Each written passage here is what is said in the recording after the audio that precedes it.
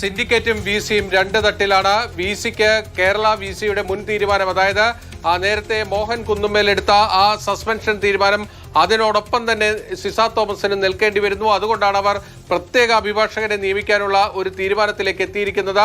ഹൈക്കോടതിയിലെ മുതിർന്ന അഭിഭാഷകൻ പി ശ്രീകുമാർ ആയിരിക്കും വി സി സിസ തോമസിന് വേണ്ടി, അതായത് കേരള സർവകലാശാല വൈസ് ചാൻസലറിന് വേണ്ടി നാളെ ഹൈക്കോടതിയിൽ ഹാജരാകാൻ പോകുന്നത്. ഈ സസ്പെൻഷനെ ശരിവെക്കണം, ആ സസ്പെൻഷൻ നടത്താനുള്ള അധികാരം വി സിക്കുണ്ട് എന്ന് തന്നെയായിരിക്കും സിസ തോമസ്, അതായത് വി സിക്ക് വേണ്ടി ഹാജരാകാൻ പോകുന്ന മുതിർന്ന അഭിഭാഷകൻ കോടതിയെ അറിയിക്കാൻ പോകുന്നത്. അതായത് ഈ സസ്പെൻഷനെ പൂർണ്ണമായും പിന്തുണച്ചുകൊണ്ടുള്ള ഒരു നിലപാട് കേരള സർവകലാശാല വി സിയുടെ ഭാഗത്ത് നിന്ന് വരും. അതേസമയം കേരള സർവകലാശാലയ്ക്ക് പ്രത്യേക സ്റ്റാൻഡിംഗ് കൗൺസിൽ ഹൈക്കോടതിയിലുണ്ട്. ആ സ്റ്റാൻഡിംഗ് കൗൺസിൽ സ്വാഭാവികമായും സിൻഡിക്കേറ്റിന്റെ നിലപാടായിരിക്കും സ്റ്റാൻഡിംഗ് കൗൺസിലിന്റെ ഭാഗത്ത് നിന്ന് വരിക.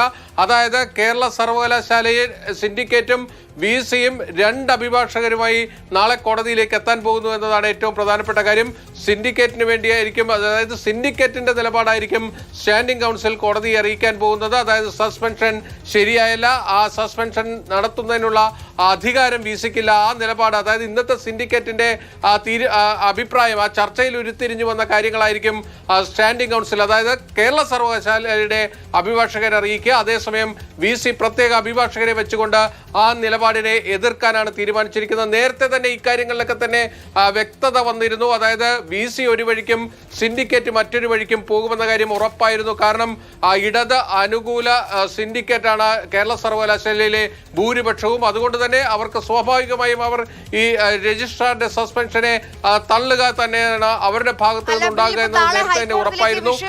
ഇന്ന് ചേർന്ന ഈ അടിയന്തര സിൻഡിക്കേറ്റും അതിൽ സസ്പെൻഷൻ റദ്ദാക്കിയെന്ന് സിൻഡിക്കേറ്റ് പറയുന്നു. പക്ഷേ താൻ പിരിച്ചുവിട്ടു യോഗം പിന്നെ എങ്ങനെ റദ്ദാക്കുമെന്ന് സിസ തോമസ് ചോദിക്കുന്നുണ്ട്. അപ്പോൾ കുറച്ചുകൂടി ഒരു കൺഫ്യൂഷൻ നാളെ കോടതിയിലേക്ക് വരുമ്പോൾ ഉണ്ടാകും. ആര്യ, കോടതിക്ക് ഇക്കാര്യത്തിൽ ഒരു കൺഫ്യൂഷൻ ഉണ്ടാകാനുള്ള സാധ്യത കുറവാണ്. കാരണം കഴിഞ്ഞ തവണ ഈ കേസ് പരിഗണിച്ചപ്പോൾ തന്നെ ജസ്റ്റിസ് എൻ നഗരേഷ് കേരള സർവകലാശാലയുടെ സ്റ്റാൻഡിംഗ് കൗൺസിൽ നിലപാട് വ്യക്തമാക്കാൻ പോയപ്പോൾ ഒരു കാര്യം പറഞ്ഞിരുന്നു, ഇക്കാര്യത്തിൽ രണ്ട് അഭിപ്രായം ഉണ്ടാകുമെന്ന കാര്യം കോടതിക്ക് ഉറപ്പാണ്. അതുകൊണ്ട് നിങ്ങൾ പറയാനുള്ളത് ബ്ലാക്ക് ആൻഡ് വൈറ്റ് ആയിട്ട് തരൂ, അതായത് രേഖാമൂലം തന്നെ അറിയിച്ചാൽ മതി, നിങ്ങളുടെ ഇൻസ്ട്രക്ഷൻ എടുത്തിട്ട് അത് അറിയിച്ചാൽ മതി എന്ന് കോടതി പറഞ്ഞു. അതായത് കോടതിക്കറിയാം വി സി ഒരു വഴിക്കും സിൻഡിക്കേറ്റ് മറ്റൊരു വഴിക്കുമാണ് ഈ വിഷയത്തിൽ പോകാൻ പോകുന്നതെന്ന കാര്യം കോടതിക്ക് ഉറപ്പായിരുന്നു. അതുകൊണ്ട് കോടതി നേരത്തെ തന്നെ സ്റ്റാൻഡിംഗ് കൗൺസിലിനോട് കേരള സർവകലാശാലയുടെ അഭിപ്രായം എന്ത് എന്നത് നൽകിയത്.